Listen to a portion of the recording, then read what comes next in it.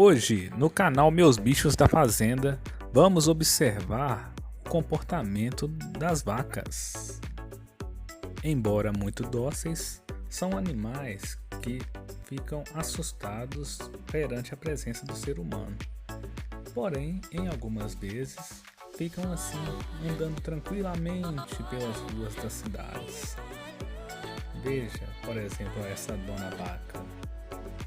Oi, dona vaca, dá um tchau pra gente.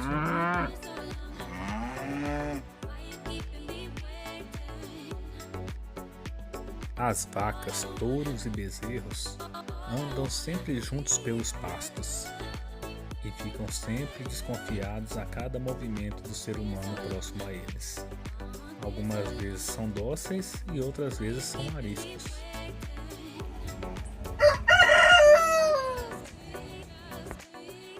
Fala pra mim, e na sua cidade também é comum a presença dos animais soltos pelas ruas?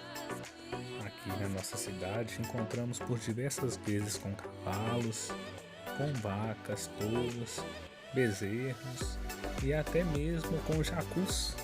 Pode acreditar, aqui a gente encontra com jacu pela rua afora.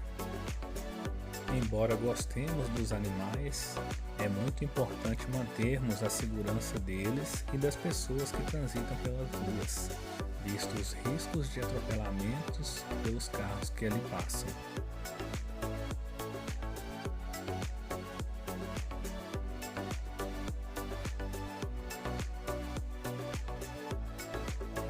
Você conhece o jacu? Isso mesmo, o jacu.